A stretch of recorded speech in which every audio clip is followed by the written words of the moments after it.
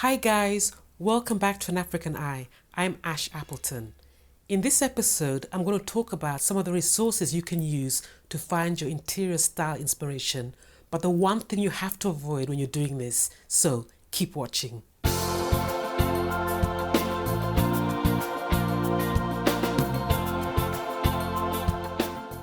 If you're looking to create the interior of your dreams, the space you've always longed for, then this sort of has to be on your mind all the time.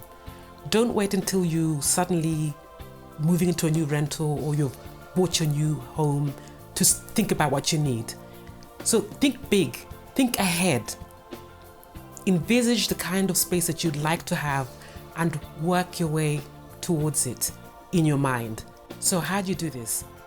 My go-to has always been magazines, interior magazines. I love to flick through them, cut things out, paste them, curate, pin things up. It's a really good way of visually seeing what you like. But obviously, this depends on whether you can afford to get magazines on a regular basis or have access to them. So if you live in a country where they're affordable, get a subscription.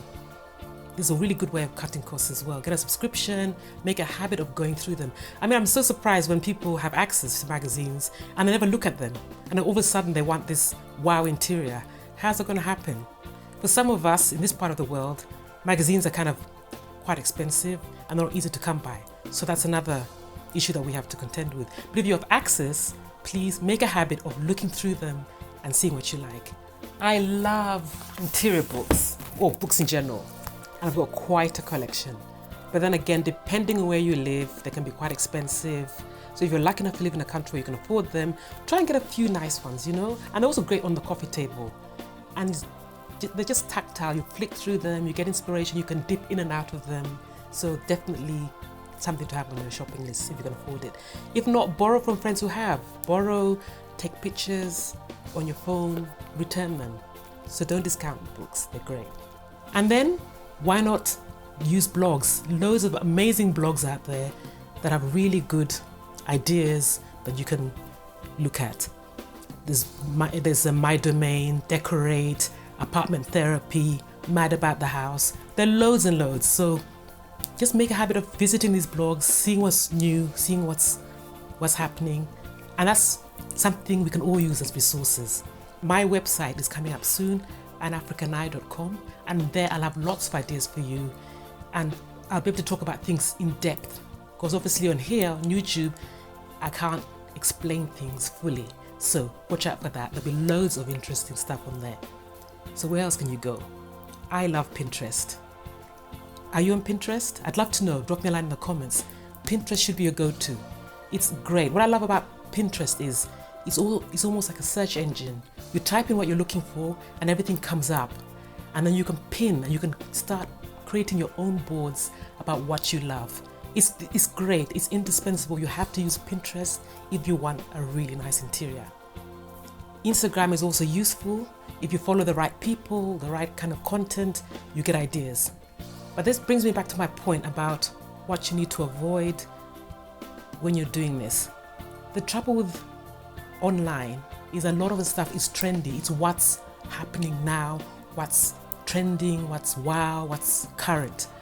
So if you're not careful, you can end up collecting things that you think, oh wow, or pinning things that are for the moment that are going to look dated in a few months or a few years time.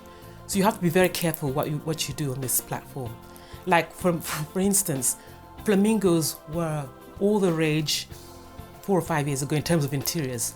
Every Pinterest board, every Instagram had flamingo wallpaper, flamingo cushions, you name it. Flamingo tableware, it was all the rage. Now it looks a bit, it's gone, that moment's gone. So if you just rushed in and did that, your interior now, 5 years down the line, could look a bit dated. But this brings me to my next point about context. I love flamingos, but I live in Kenya. This is flamingo land. So there's context to what I have chosen to put in my interior. Do you get my meaning? If it was tigers, it wouldn't work. If I had tigers all over this space and then they go out of fashion, then that look wouldn't work 5 years down the line.